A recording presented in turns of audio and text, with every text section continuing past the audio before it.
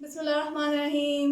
अस्सलाम वालेकुम viewers, I hope आप सब लोग ठीक होंगे। मैं आपको वेलकम करती हूँ किचन विद सुल्तान में। आज मैं आपको बहुत ही मज़ेदार एक सालन बनाना बता रही हूँ। ये बेसिकली कलेजी का सालन है। जैसे कि आप मेरे हाथ में देख रहे हैं कि मेरे पास कलेजी मौजूद है।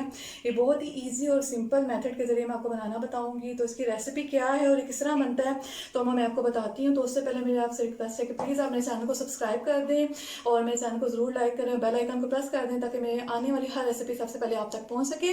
तो फिर हम चलते हैं रेसिपी की तरफ और मैं आपको बताती हूँ कि इसमें क्या इंग्रेडिएंट हैं और ये कितने कम इंग्रेडिएंट के साथ कितनी अच्छी रेसिपी बनती है। तो चलते हैं रेसिपी के इंग्रेडिएंट की तरफ। So let's start the recipe. तो जी वैसे इसके इंग्रेडिएंट्स अब हम शुरू करते हैं। मैं आपको बताती हूँ कि इसमें हमें क्या क्या चीज़ें चाहिए होंगी कलेजी बनाने के लिए। कलेजी के लिए सबसे पहले हमें ये कलेजी चाहिए। ये मैंने हाफ़ के जी कलेजी ले ली है। इसको सिर्फ मैंने लहसुन लगाकर 20 मिनट के लिए छोड़ दिया था और उसके बाद मैंने इसको पानी से धो लिया। तो आप देख रहे हैं कि कितनी साफ़ सुथरी होगी। आप इसको लहसुन लगा के धो लीजिएगा। इसके अलावा इसमें ये 3 अदद चॉप टमाटो हैं, यानी टमाटर मैंने इसमें ले लिए हैं, वो हम इसमें लेंगे तकरीबन 3 अदद। इसके अलावा 2 अदद मीडियम साइज़ के प्याज हैं, इनको आपने बारीक काट लेना है। ये मीडियम साइज़ के प्याज हैं। इसके अलावा इसमें 3 से 4 अदद हरी मिर्चें जाएंगी। जब हम इसको भूनेंगे तो वो इसमें ऐड करेंगे। अदरक और लहसुन का पेस्ट इसमें तकरीबन जाएगा 1 टेबल स्पून भरकर आपने इसमें डालना है, क्योंकि जो उसकी स्मेल को ख़त्म करने के लिए वो बहुत ज़रूरी होता है। 1 जग इसमें पानी जाएगा। तो फिर रेसिपी को शुरू करते हैं और मैं आपको बताती हूँ कि रेसिपी किस तरह बनाते हैं।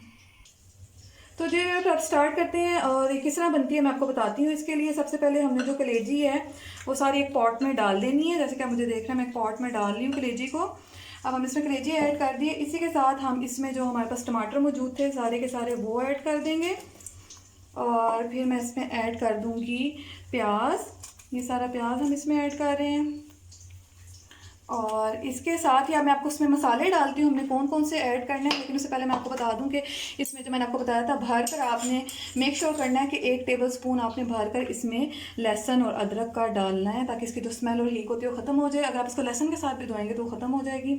अब इसमें हमने जो मसाले डालने हैं उसमें हाफ़ टेबल स्पून मैं डाल रही हूँ सुरख मिर्च। इसके अलावा हाफ़ टेबल स्पून सूखा पिसा धनिया, हल्दी हाफ़ टेबल स्पून हम इसमें डाल रहे हैं। इसके अलावा ज़ीरा हम इसमें हाफ़ टेबल स्पून के करीब डाल रहे हैं और इन सब चीज़ों को डालकर अभी मैं इसमें ऑयल ऐड नहीं कर रही हूँ और 1 जग के करीब मैं इसमें पानी डाल दूँगी और मैं इसको पकने के लिए रख दूँगी। नमक मैंने इसमें भी ऐड नहीं किया। अगर आप इसमें शुरू में नमक ऐड कर देंगे, एक टिप भी है, तो अगर आप इसमें शुरू में नमक ऐड कर देंगे तो ये बहुत जल्दी नहीं गलती है। तो इसको आप पहले बगैर नमक के उबालें और इसमें गला लें अच्छी तरह, जैसे गल जाएगी तो फिर आपने इसमें नमक को ऐड करना है भूनते वक्त। तो अब मैं इसको कवर अप करके रख दूँगी तकरीबन 15 से 20 मिनट के लिए और हम इसको तकरीबन 15 से 20 मिनट के लिए पकने के लिए छोड़ देंगे। मैंने इसको अच्छी तरह मिक्स कर लिया है। जैसे अब जब हमारी गल जाएगी तो उसके बाद मैं इसका फर्दर स्टेप आपको बताऊंगी।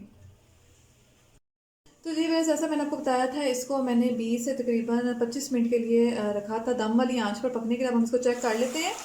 तो आप देख रहे हैं कि कितनी हद तक ये हमारा जो पानी है इसका खुश्क हो चुका हुआ है। अब इस स्टेज में जब पानी बिल्कुल खुश्क होने के करीब हो, वो कलेजी अच्छी तरह गल जाए। आप देखें इसका कलर बिल्कुल चेंज नहीं हुआ और कितनी अच्छी है। तो इस स्टेज में अब आपने इसमें 1 कप के करीब ऑयल को ऐड कर देना है। अब मैं इसमें सिर्फ 1 कप ऑयल ऐड करूँगी और ऑयल डालकर फिर मैंने इसको भूनना है। आपने इसको अच्छी तरह भून लेना है। अगर आप इसमें शोरबे वाली बनाना चाहते हैं तो आप भूनने के बाद इसमें तकरीबन 2 गिलास पानी लगा देंगे तो शोरबे वाली बन जाएगी। अगर आप इसको भुना बनाना चाहते हैं तो जैसे मैं भून रही हूँ, क्योंकि मैं भुने मसाले वाली बनाना बता रही हूँ आपको कलेजी, तो अब मैं इसको मैंने फ्लेम तेज़ कर दिया। अब मैं इसको भून लूँगी अच्छी तरह। अब इसी के साथ जो इसमें मेरे पास हरी मिर्चें मौजूद थी वो सारी मैं डाल दूँगी कि इसमें बहुत ज़्यादा अच्छा फ्लेवर आता है हरी मिर्चों का।